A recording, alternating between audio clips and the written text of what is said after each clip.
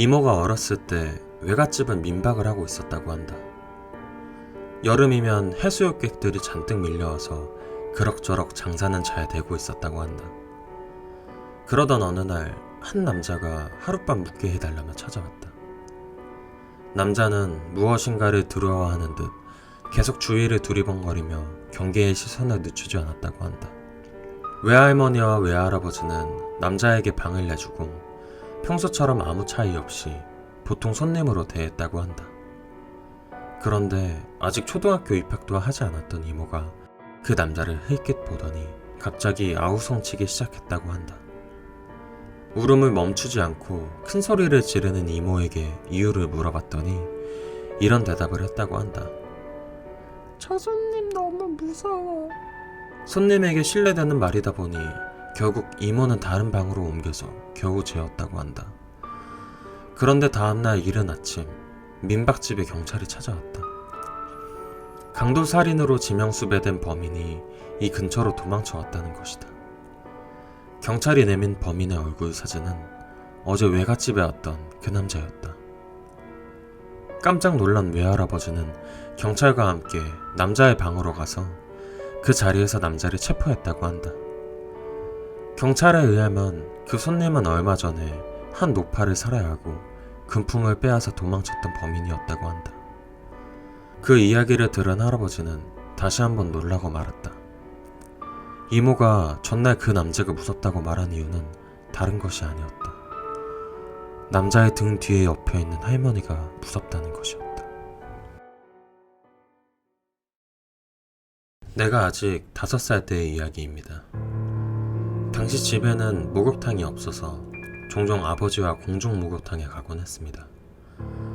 어느 날 몸을 씻고 난 뒤 심심해진 나는 목욕탕 안에서 헤엄치며 놀고 있었습니다.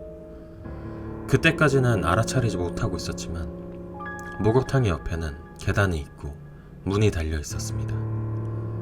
나는 문득 그 문이 마음에 걸려서 열심히 헤엄쳐 문 앞까지 갔습니다. 문고리 바로 앞에 큰 열쇠 구멍이 있습니다. 두근거리며 안에 들여다보았습니다. 구멍 너머는 무언가에 덮여서 잘 보이지 않았습니다.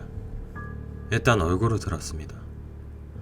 하지만 무슨 생각에서였는지 나는 다시 한번 열쇠 구멍을 들여다보았습니다. 어렴풋한 빛 사이 보일러와 비슷하게 보이는 기계가 보였습니다. 나는 몰두해서 안을 들여다보았습니다. 그러던 와중 문의 맞은편에 기색을 느꼈던 것인지 그렇지 않으면 그저 지루해졌던 것인지 나는 갑자기 문에서 눈을 떼었습니다. 그리고 바로 그 순간 열쇠 구멍에서 마이너스 드라이버의 끝부분이 미친듯이 찔러져 왔습니다. 나는 너무 무서워서 숨조차 들이킬 수 없었습니다.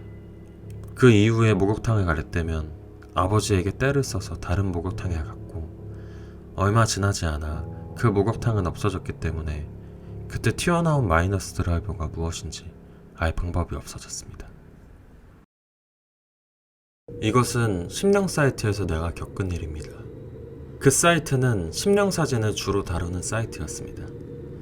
나는 심령 사진을 무서워하지만 그 사이트에는 단골로 드나들고 있었습니다. 그렇지만 별 다른 일은 일어나지 않았습니다. 그날이 올 때까지는. 그날은 달랐습니다. 그날따라 새로운 사진이 업데이트되어 있어서 바로 그 페이지를 열어보았습니다. 그것은 어두운 터널 안의 사진이었습니다. 나는 어디에 귀신이 있는지 혈안이 되어 찾았습니다. 오른쪽 상단에 작고 어렴풋하게 사람의 얼굴이 보였습니다. 그것은 상당히 보기 흉하게 생겼었습니다. 나는 가까이에서 그 얼굴이 보고 싶어 확대를 했습니다만 그 순간 그 사람의 얼굴이 사라져버렸습니다. 그리고 다시는 그 얼굴을 찾을 수 없었습니다. 이것은 절대로 기분 탓이 아닙니다. 분명히 그 얼굴은 사라져버렸습니다. 그리고 다시 그 사이트에 들어가 보니 그 얼굴은 원래 있던 자리에서 보였습니다.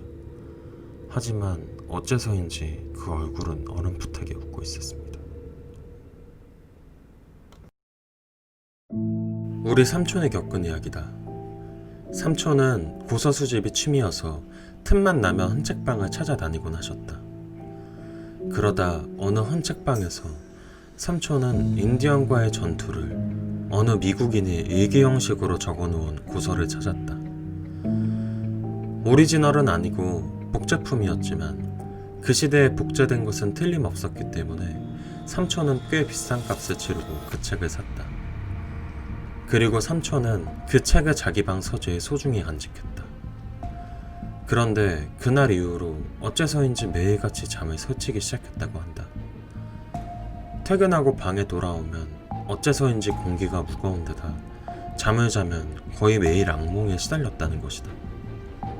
그런 일이 몇 달이나 계속되었지만 병원에서도 마땅히 아픈 곳은 짚어내지 못했다.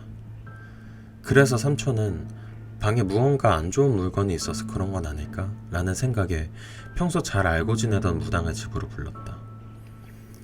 그런데 그 무당은 방에 발을 들어놓자마자 굉장히 험악한 얼굴을 하고 삼촌에게 소리쳤다고 한다. 당신 도대체 왜 이런 걸 가지고 있는 거야? 그 무당이 가리킨 것은 서재였다. 성큼성큼 다가가 무당이 떨리는 손으로 서재 유리창을 젖히고 꺼내든 것은 지난번 구입했던 인디언 이야기가 적힌 고서였다. 그리고 그 무당의 말에 삼촌은 경악했다. 이건 사람의 피부야. 사람 가죽으로 만들었다고 표지를. 그날 중으로 그 책은 근처의 절에 맡기고 공양을 들어달라고 부탁했다고 한다. 그 이후 삼촌의 방은 공기도 상쾌해지고 악몽을 꾸는 날도 없어졌다고 한다. 삼촌은 이 이야기를 마치며 나에게 이렇게 말했다. 내가 샀던 건 7권뿐이었어.